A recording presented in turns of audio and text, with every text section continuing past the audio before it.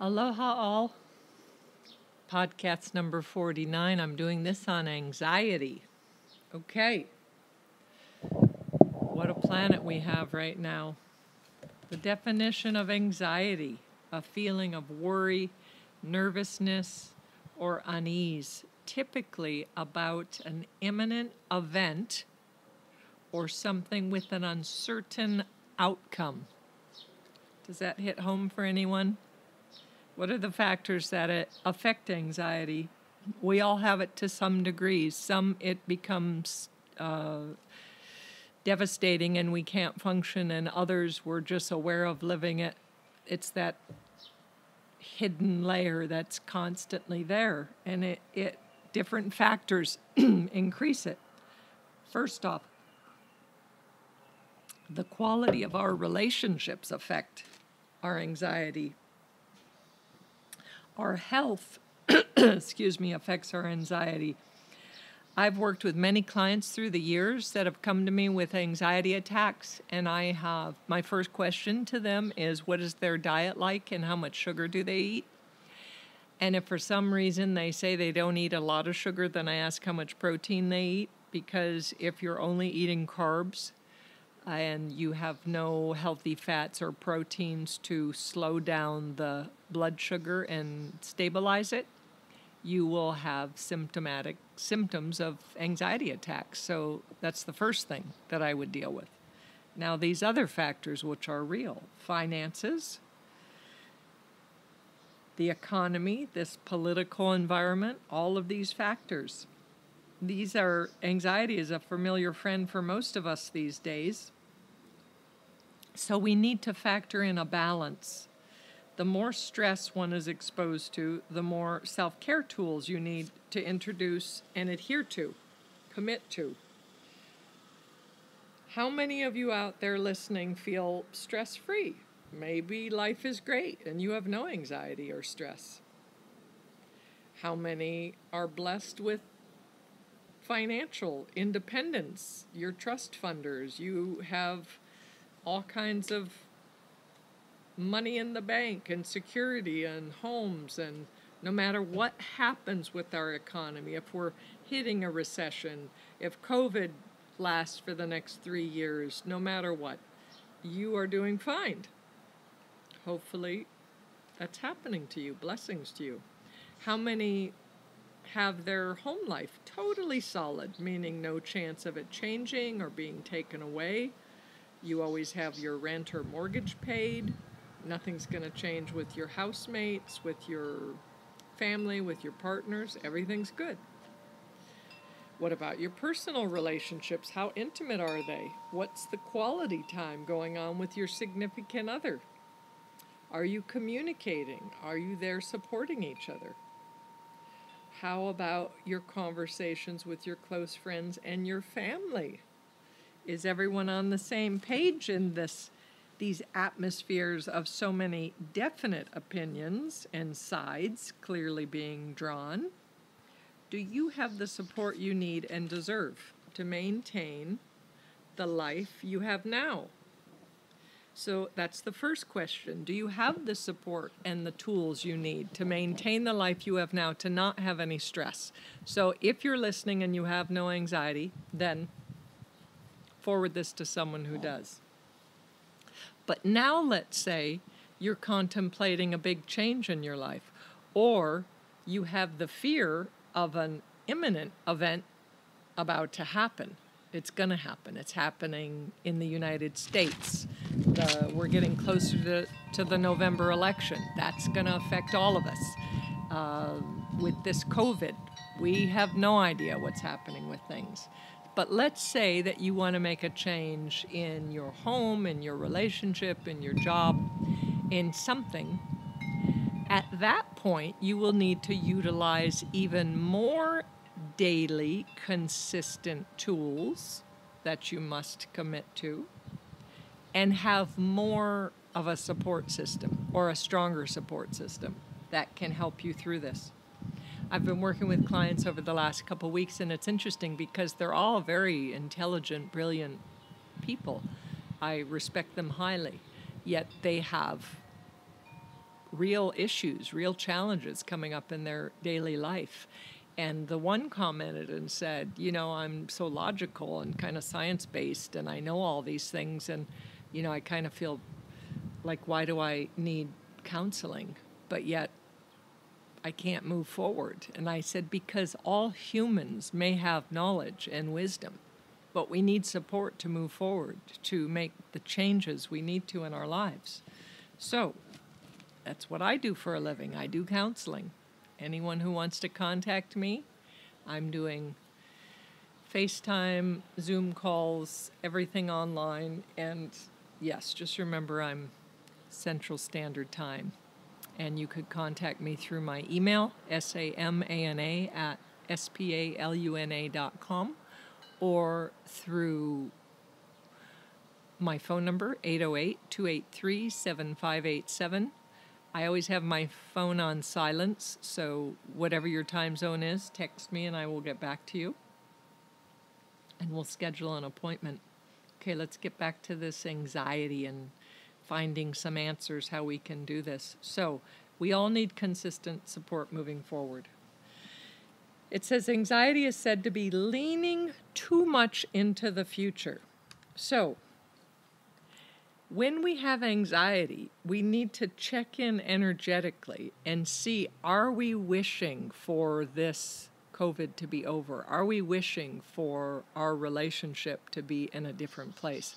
Are we wishing for that home to happen? Are we wishing for that job to be secure and get that raise? So if we're leaning too much forward into the future, we're not standing upright. There's no sense of ground or presence. We can only create from a present state. Let's put it this way, we could only create new steps from a present state that is anchored and clear. Now, mind you, we can create change from not being grounded, from being emotional and being dramatic and out of control, and things will happen. We'll burn the bridge down. We'll end the relationship. We will walk out of the job. We will have an argument. But that's not how we're choosing to do things. We want to always check in with our character and be proud of who we are. Be proud of the words we use and the actions we use. This is important to have integrity. So if we're leaning too much in the future, notice, could that be a factor of why your anxiety is so present? So we want to act with clarity, authority, and choice while making the right choices in our day-to-day lives by asking what is best for us personally. So what is the highest action to make for our personal lives, for me personally, for our families, for our partnership, for our communities, for globally? So an exercise I'd like you to do in your journaling is write out the ultimate outcome you would like in one area of your life that you would like a great change in. And then I want you to write specifically, how does that look? Write details, as long as this needs to be. Who or what this change affects. This is an important one. How does your body feel, specifically when you visualize this new change, this new dynamic in your life as a present reality? Notice the sensations. Is there expansiveness? How is the breath? I want you to write down exactly how the body feels while you are clearly focusing on this new change as being a present reality. Now, this is gold that I'm giving you. So the more that you can access that sensation in the body and feeling in the body, it will give you the power to recreate and create it as a reality. So we all need support for change and to move forward. And consistency is the key.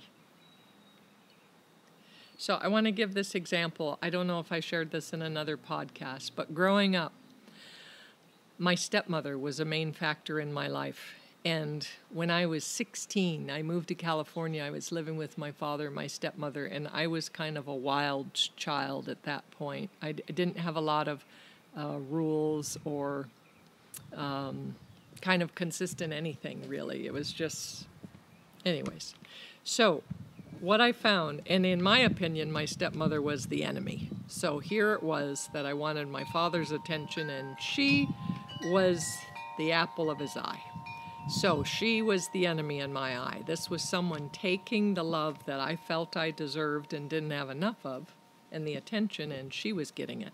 So I'm sure all of you can relate to this at different points in your life.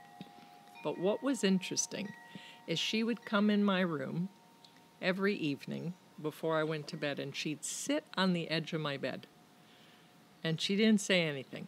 She would just sometimes say, "How are you?" And I was just angry. What is this woman? I was thinking, I know this is her house, but what is she doing sitting on my bed? Like, it pissed me off. And again, every night she would do that. She'd come in, she'd sit on the edge of the bed, not for a long time, maybe 5 minutes or so. Just sit there and breathe as if she had all the time in the world. And every night she did this. And I remember in the beginning, I got so pissed off at this. Like, who is this woman? And I wish I had a lock on my door so she didn't come in my room.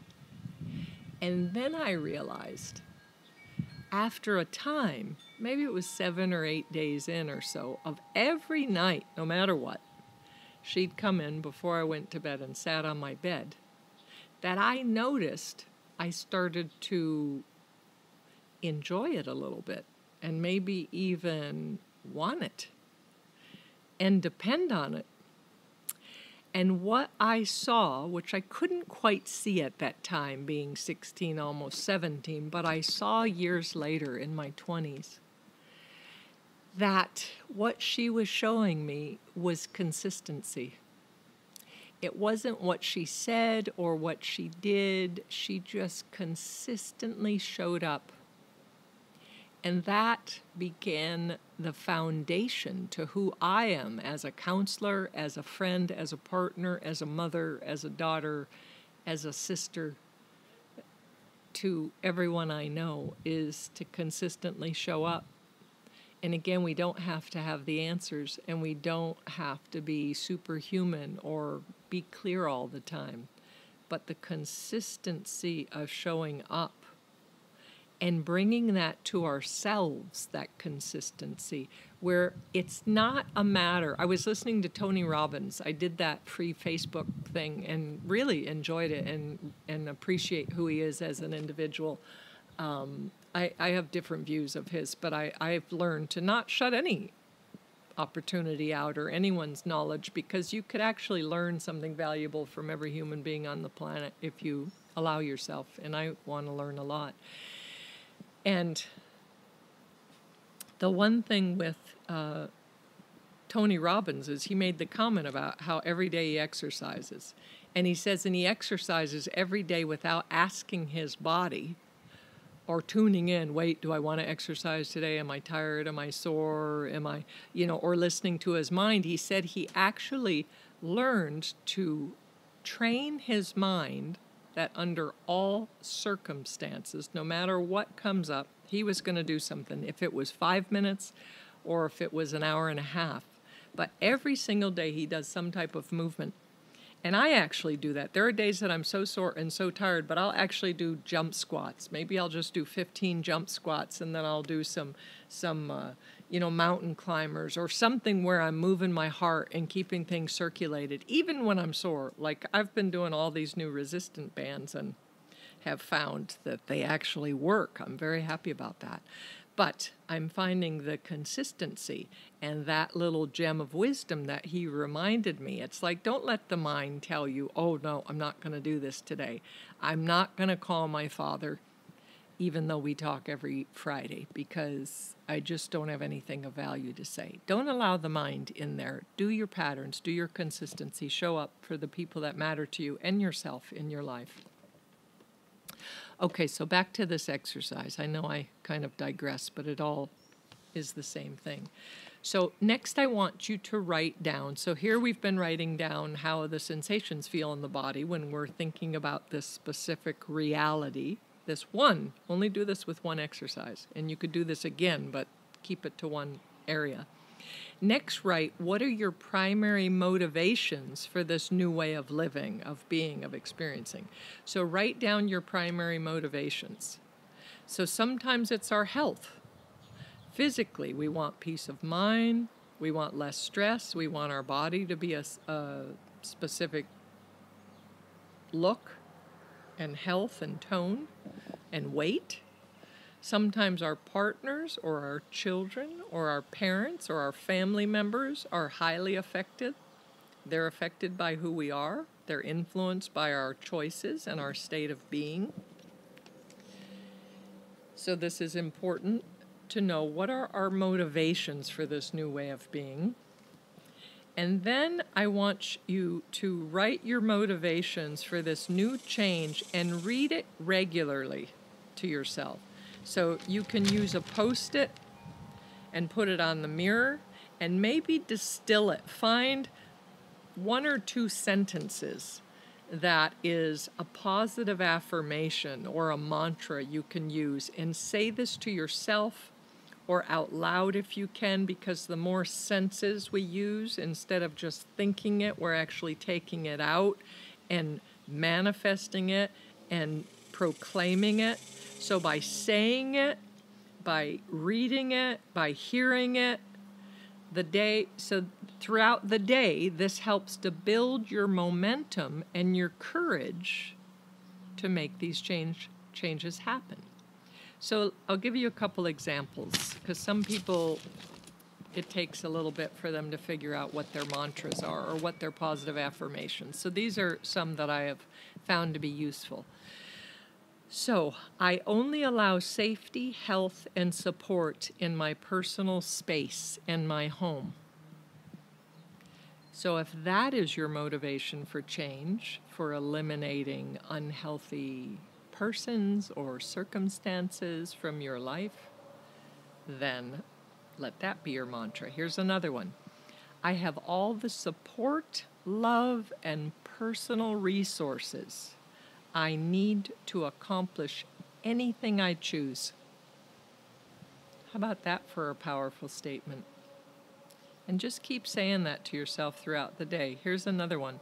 All of my relationships are mentally supportive, loving, all of my relationships are mutually supportive, loving, and growth-oriented.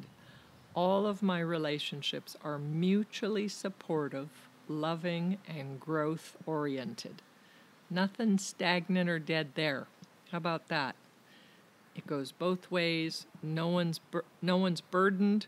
No one's more the authority or in control. It's equal. It feels great. Here's another one. I'm healthy in mind and body, and each day I make supportive choices to strengthen and increase my well-being. I am healthy in mind and body, and each day I make supportive choices to strengthen and increase my well-being. The last one I'll give you. I am aware of my choices in each moment. Whenever I feel stuck or uncertain, I remember to breathe and to utilize any of my support members. So think about who is your support system. Now, I have many of my clients and friends that have done NA and AA and Al-Anon meetings, or they have men's groups or women's groups or co-ed groups, and you're doing that regularly on Zoom right now, or your support system could be you're doing your counseling weekly. Most of my clients do weekly sessions, and I recommend that. I recommend any of you contemplating counseling, find someone that you feel hears you, validates you, that you can get clear with what you want to change, and utilize them as your support system.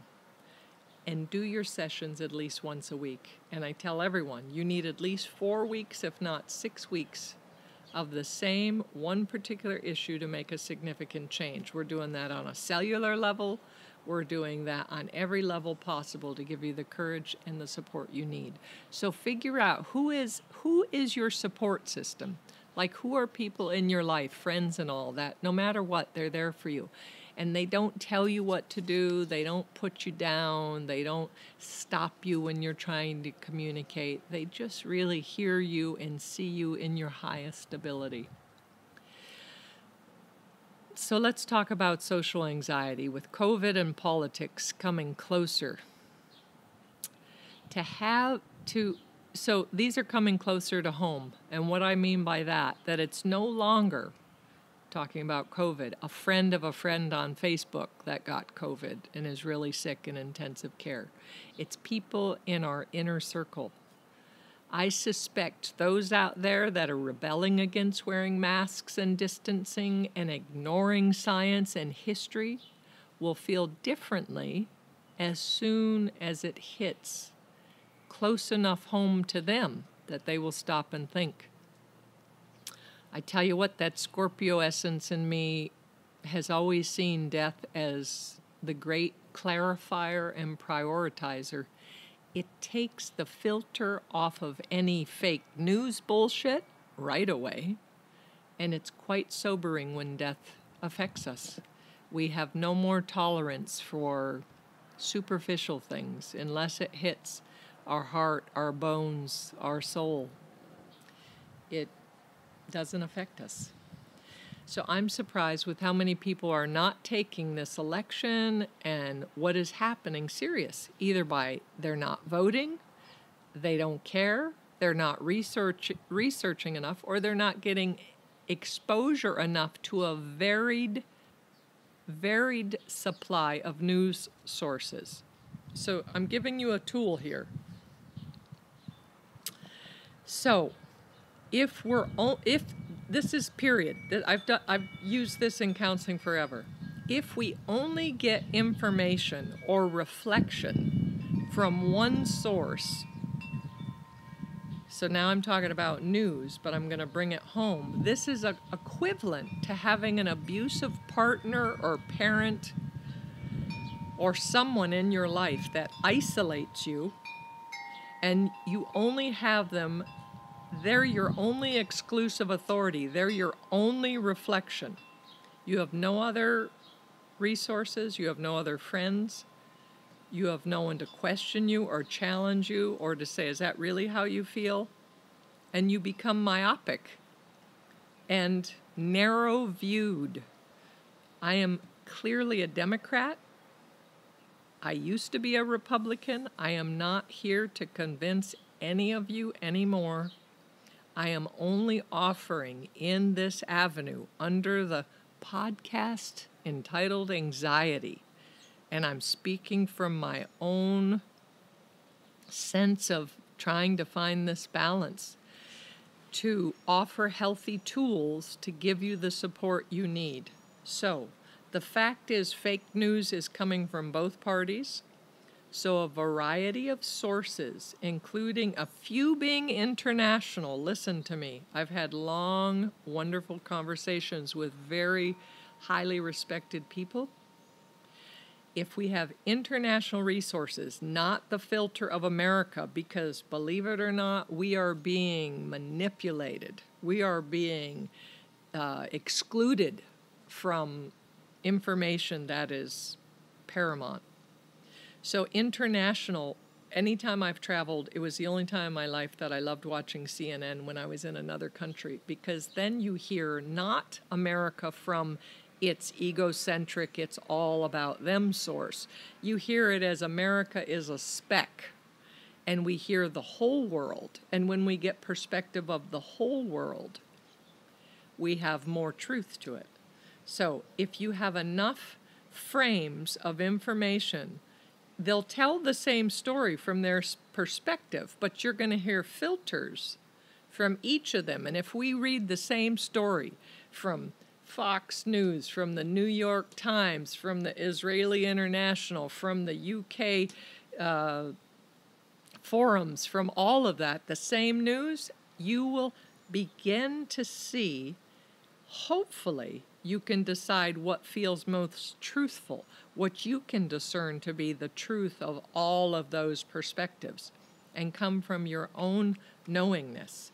Never believe one person exclusively unless they have proven their character consistently that their actions are for the good of all involved. When anyone acts from a secretive or self-benefiting way, if this is in your home or in politics, this is not in your best interest. I want my listeners to really hear this. I have been on a dedicated spiritual path of truth, and I've counseled for 3 decades, always speaking when I would teach classes, when I would do counseling, that the reflection I give, the advice I give, the education I give has to be always for the good of the whole. When you're in personal relationships, it's not about, even when I counsel people trying to get out of a relationship that's no longer benefiting them, I actually counsel them by showing them their partner's view so they can have understanding. I had a client this week that I was speaking to who's recently out of a 10-year relationship. And I said, you are in no position to date until you do 2 things. The first is to see what your part was in the demise of the relationship. And he looked shocked. Like, what are you talking about? So he has a lot of work to do. And the second is to see all of the reasons, not one main event, that finally led up to the demise, to the ending, to the time to walk away of the relationship. So there needs to be clarity in both of those, or he's going to recreate it with a different face, that it will be great at first when you're in that honeymoon stage of a relationship, but it will eventually end up the same way. So, regardless if this is in your personal relationships or your business or your social relationships, the actions must always be win-win. Meaning, don't say to your partner, you're an abusive asshole and I'm out of here. Because that's not the time when you speak. You speak when you've really written down, what is my motivation for this change? What is my support system? How do I view this new world without this relationship? Or with this new authority in charge, with this new president, with the same president? How is my world? Use this tool in all these scenarios. And is it win-win? Do they really care about you individually? Will this benefit you and everyone involved? It doesn't mean this is going to be easy for you to act. Yet these exercises help to remove deception and filters of chaos, and it will give you that sense of truth, and by doing your consistent self-care routines and questioning how this affects you, how this affects others, what is the ultimate message here? Who is being served? And maybe asking who isn't being served, who is excluded in these rulings, in these decisions, in your decisions, how you're affecting people, who will hurt from your actions. Ask all those questions. So let's get back to your support system for this anxiety and your self-care routines. So, eat live, healthy foods, fresh fruits, fresh vegetables, organic if you can, lean proteins, healthy fats, your avocados, your nuts and seeds, your coconut oil, your olive oils, and say no to the substances, to drugs, to alcohol, to sugar, and the people or media sources that cause confusion, fogginess, or a tightness in your body. When you notice as you're reading an article or having a conversation with someone in front of you or eating a food that you start to feel that anxiety, put it away, walk away, close the tab, and learn to pivot. So this is a therapy term. Pivoting means to notice the habit, the source, the impact it's having on you. So you notice in that moment, this doesn't feel good. I'm getting a little carried away. I'm feeling tight. I'm not breathing right now. And you pivot to a positive behavior, a positive action. So maybe I pick up an apple and start eating that after I threw out a candy bar. Or I just take a cleansing breath to reboot. Or I close the tab, or I say to the person I'm having the conversation with, I'm feeling a little tight and confused right now. I don't want to have this conversation. Can we come back to this when I go for a walk or feel better? So now that leads us to our next self-care tool. Any of you that know me, I specialize in 30-day cleanses. Who's ever ready for that? We're going to do it all online. You can look at my website, website, spaluna.com. Sorry, the other one. spaluna.com. And that will talk about my 30-day transformation kind of detox cleanse. I also do this for healers. So I show you how to counsel your clients on all levels, physically, emotionally, mentally, spiritually. And we do a cleanse for 30 days. So I recommend supplements, pure encapsulation, which I will sell you at a discount and have it mailed directly to you. Which, by the way, the Detox Pure Pack that I take during the cleanse, it's 30 days of these packets of everything you need except your probiotics. And everything in there is supposed to help prevent COVID. So you have your selenium, you have your vitamin C, you have your vitamin D3, and everything you need in there. So I've been taking that since March, consistently every day, even though I'm not doing the cleanse, and I've been going strong. Okay, so if you're interested in that, we do that for 4 weeks online. It's an hour and a half to 2 hours, and contact me and we'll talk about that and set up a time for you. Okay, so exercise. This is another resource. Move your body to keep it circulated. Keep the breath going. Show your body it's alive and youthful. It will continue to reproduce new healthy cells and keep your immune system strong.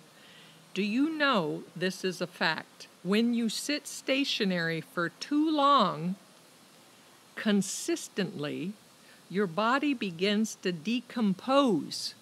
This is a truth. Look it up. How about that for motivation to get up and go? Get up. Go for a walk. Go for a run. Play bocce ball. Play darts. Do jump squats. Work out. Any other thing you could think of to keep you motivated. Okay, other self-care tools, meditation. So sit for 5 minutes to 15 minutes and just listen to the sounds around you. Go sit outside, listen to the sounds, keep letting go of thoughts, keep breathing. 5 minutes, put the timer on your phone, 15 minutes. Do that every day consistently. Notice what starts to happen. You have a higher buffer against anxiety, against stress. Your garden is strengthened. Your immune system is strengthened. When you are anxious, your thoughts affect your body. So if you are feeling like a victim or you can't choose or you're in an unhealthy environment, your cells are reflecting that same thing. This is not a time to be a victim and be where something could invade you. This is a time to be strong and centered and anchored. Okay, another thing is journaling, 10 minutes daily. Download the stress of the day by writing it out and moving it out of your body and mind. Empty out to begin again tomorrow, anew. These are your tools. Again, any of you wanting to do my 30-day detox, we're getting to that.